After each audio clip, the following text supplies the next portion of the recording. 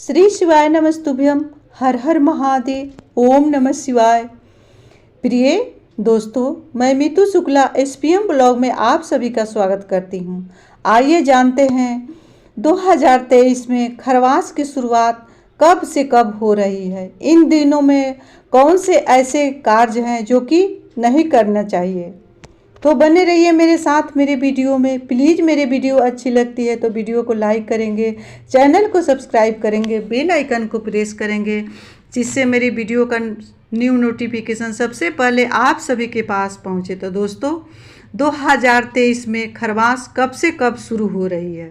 तो 2023 में खरवास 14 दिसंबर दिन शनिवार से शुरू हो रही है, जो कि 15 जनवरी 2024 में समाप्त होगी। तो इन खरवास की अवधि सोमवार को 9 बजे के बाद ही समाप्त होगी, 15 जनवरी को। तो इन खरवास की अवधि बहुत ही अशुभ मानी जाती है। शुभ मांगलिक कार्य के लिए ये अशुभ मानी जाती है। इनमें सभी मांगलिक कार्य, शुभ कार्य वर्जित रहेंगे, जैसे में मुंडन, शादी, विवाह, गृहवास या वाहन लेना, या आप नए घर मकान ले रहे हैं तो ये सब कार्य वर्जित माने जाते हैं। इन दिनों में इन कार्यों को नहीं करना चाहिए, क्योंकि बहुत सारे भाई बहन हैं, उनको पता ही नहीं चलता है कि खरमास क्या होता है। इनके दौरान ये सब कार्य को नहीं मानते हैं। ऐसे में वाहन ले लेते हैं, तो वाहन तो लेते हैं लेकिन एक्सीडेंट होने की खतरा बनी रहती है। ऐसे में घर ले लेते हैं, पुराने घर से नए घर में चल जाते हैं, तो उसमें जाने के बाद अनिष्ट की खतरा बनी रहती है। तो ना करें ये गलतियाँ। भूल करके भी खरमास में कोई भी शुभ कार्य ना करें। जो कि नई नई बहन बेटियां हैं, वो अपने ससुराल में हैं तो उनको मायके में नहीं आने चाहिए, और मायके में हैं तो ससुराल में नहीं जाना चाहिए, क्योंकि इसमें बहन बेटी का आना जाना भी शुभ नहीं माना जाता है। आप जहाँ पर हैं वहीं पर रहें। इनके दौरान कब से कब तक? 16 दिसंबर से 15 जनवरी तक। 15 जनवरी से आना जाना शुरू हो जाता है, जो भी शुभ कार्य हैं शुरू हो जाते हैं। तो क्या है ये खरवास, क्यों माननी चाहिए इनको अशुभ, क्यों इसमें शुभ कार्य नहीं करना चाहिए? तो इसमें सूर्य नारायण जो हैं सो उत्तरायण से दक्षिणायन हो जाते हैं। उनका गति होता है, सो सूर्य का जो गति होता है सो उत्तर दिशा से दक्षिण दिशा की ओर उनका गति घूम जाता है। तो इसीलिए इसमें शुभ कार्य सभी वर्जित हो जाते हैं। यानी वो अपने जो घोड़े की सवारी है, अपने रथ से उनका घोड़े का सवारी 1 महीना के लिए हट जाता है, वहाँ पर रुक जाता है, और गधे की सवारी करते हैं सूर्य भगवान। उनके रथ में गदही लग जाती है, इसीलिए इसके दौरान कोई भी शुभ कार्य नहीं किया जाता है। इसके दौरान सूर्य की आराधना करना चाहिए। बहुत से माताएं बहनें की सवाल होती है कि क्या उसमें हम पूजा भी नहीं कर सकते हैं? घर में नित्य का जो आप पूजा करते हैं उसको अवश्य करें। आप जाना चाहते हैं तो कहीं भी तीर्थ धाम भी कर सकते हैं, क्योंकि जो 15 जनवरी को गंगा सागर में स्नान करने भी बहुत सारे भक्त जाते हैं। उसी दिन माता गंगा सागर के 60,000 पुत्रों को जीवन दान दी थी। तो गंगा सागर का बहुत ही महत्व होता है। तो ऐसे में आप स्नान दान करें, सब करें, लेकिन इसे जो अवधि है 16 दिसंबर से 15 जनवरी के बीच, इस अवधि में आप न मुंडन करें। अगर आपका बच्चे का मुंडन है तो उसको भी रोक दें, इसके दौरान न करें। आप अगर घर लिए हैं तो उसमें गृहवास भी न करें, क्योंकि नए घर में जाना बिल्कुल ही अशुभ होता है। जो कि एक बार घर में मनुष्य चल जाता है तो वो घर में तो फिर से दोबारा नहीं जाना रहता है। इसीलिए जो घर लिए हैं, आप जो मकान लिए हैं, बंगला लिए हैं, उसको तो आप एक दिन के लिए नहीं लिए हैं, ताउम्र के लिए हैं, जिंदगी के लिए लिए हैं, तो उसमें आपको नहीं जाना चाहिए, क्योंकि ये बिल्कुल ही शुभ नहीं होता है। उस घर में जाने के बाद अनिष्ट की खतरा बनी रहती है। वहाँ पर शुभता का कभी भी सूचक नहीं मिलता है। ऐसे में आप ना करें ये गलतियाँ। आप कोई वाहन लेते हैं तो वाहन को ना लें, घर को ना लें। अगर आप जैसे बोरवेल करा रहे हैं, आप बोरिंग करा रहे हैं, वो भी कार्य इस अवधि के दौरान ना करें, जो कि 16 दिसंबर से 15 जनवरी की अवधि में आप बोरिंग भी नहीं करा सकते हैं, जो कि धरती का खोदना होता है।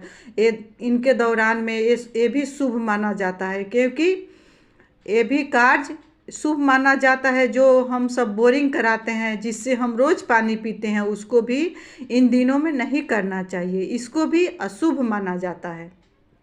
जो माताएं बहनें पहले बार जाना है तो बिल्कुल ही नहीं जाए। मान लीजिए कि जाना ज़रूरी है, तो जाना कैसे है? आप अगर खरमास में गए हैं तो आपको 21 दिन के अंदर, यानी खरमास में गए तो खरमास में ही आपको लौटना होगा।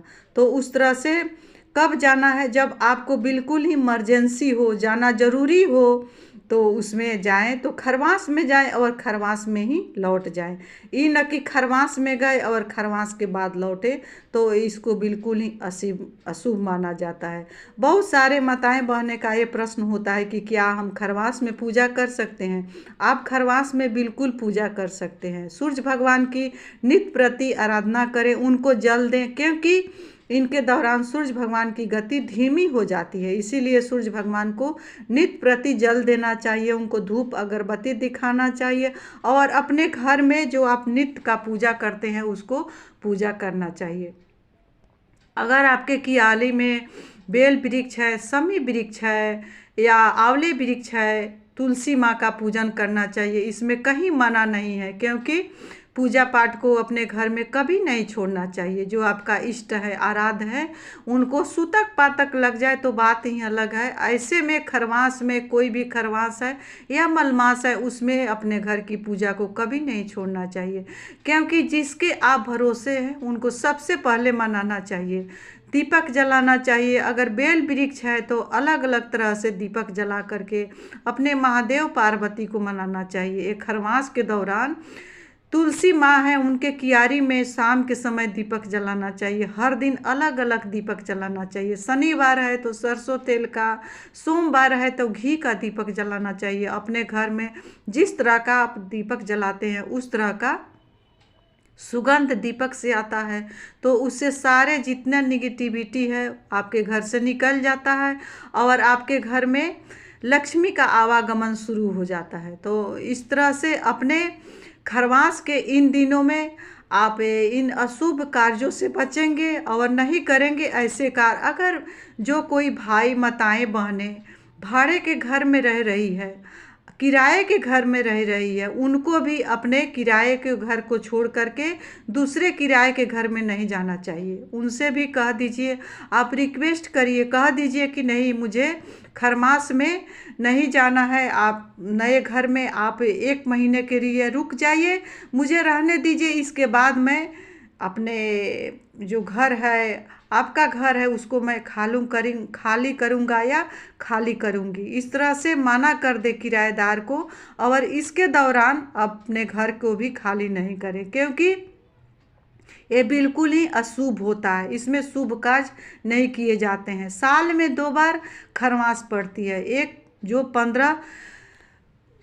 16 दिसंबर से पड़ रही है इस साल 15 जनवरी तक, दूसरा है सो चैत्र मास में पड़ती है, वो भी 14 मार्च से 14 चैत्र मास में पड़ती है। 14 अप्रैल तक ये खरमास रहती है, मार्च से शुरू हो करके। तो ऐसे में वो जो मार्च वाली जो खरवास है उसको शुभ माना जाता है। उसमें शुभ मांगलिक कार्य किए जाते हैं, जनेऊ मुंडन किया जाता है। लेकिन ये जो खरवास है जनवरी से में इसकी समाप्ति होती है और दिसंबर में शुरुआत होती है। 15 या 14 या 16 से ये शुरू होती है या 15-14 को ये समाप्त होती है। तो इसमें किए गए सभी शुभ मांगलिक कार्य अशुभ माने जाते हैं। तो उसमें अशुभ कार्य नहीं करेंगे। जैसे रोज नित्य प्रतिदिन का पूजा है, पाठ है, हवन है, वो आप कर सकते हैं, उसको करने में कहीं भी दिक्कत नहीं है। उस कार्य को आप करेंगे, क्योंकि सूर्य भगवान जो है सो एक राशि से दूसरे राशि में जाते हैं, धनु राशि से मकर राशि में जाते हैं, तो मकर संक्रांति का पर्व मनाया जाता है। तो ऐसे में इन शुभ मांगलिक कार्यों से बचे, इन दिनों में न करें ऐसी गलतियां, क्योंकि वाहन खरीदना, मकान लेना, मैं बार बार समझा रही हूँ मेरे प्रिय दोस्तों, इस बात को आप फॉलो करेंगे और इनके दौरान आप बहुत ही सावधानी से इन सब बातों का ध्यान रखेंगे। बहुत से बहनें, माताएं, भाई आवेश में आ जाते हैं, गाड़ी ले लेते हैं, बंगला ले लेते हैं, या अपने घर को छोड़ करके भाड़े में ही है तो क्या है दूसरे घर में चल जाते हैं, क्रोध में आकर के, आवेश में आकर के। नहीं, भाड़ेदार को कह दे कि हमको ये खरवास के दौरान दूसरे घर में नहीं जाना है, मुझे इसी में रहना है, आप उतने दिन बर्दाश्त करके रहे, खरवास के बाद ही मैं इस रूम को खाली करूँगी। इस तरह से अपने बहुत होशियारी से, बहुत समझदारी से अपने ज़िंदगी को निर्वाह करना चाहिए। जब शुभता चाहिए, आपको हर तरफ से खुशियाँ चाहिए, तो अपने ज़िंदगी को भी बहुत हिसाब से, बहुत होशियारी से चलना पड़ता है, बहुत शुभ समय देख करके गुजरना पड़ता है, तभी ज़िंदगी में सभी कुछ शुभ होता है। क्योंकि एक खरवास आज नहीं लग रहा है, आदि काल से चला आ रहा है। बहुत सारे माताएं बहनों को ये बात का पता भी नहीं होता है। तो दोस्तों, मैं उम्मीद करती हूँ कि आप सब इस बात का फॉलो करेंगे और इस नियम का पालन करेंगे। सभी कोई भी शुभ कार्य होगा उसको आगे के लिए टाल देंगे, 1 महीना के लिए उसको टाल देंगे। 15 जनवरी के बाद ही आना जाना, मुंडन, शादी विवाह, शादी ठीक भी करना है, अगर बच्चे का शादी है, लड़की देखने जाना है या लड़का देखने जाना है या लेन देन करना है, उसको भी आप रोक देंगे 1 महीना के लिए। तो दोस्तों, इसी के साथ मैं अपनी वाणी को सूर्य भगवान के चरणों में विराम दे रही हूँ। मिलती हूँ अगले वीडियो में, तब तक के लिए इतना ही। श्री शिवाय नमस्तुभ्यम। हर हर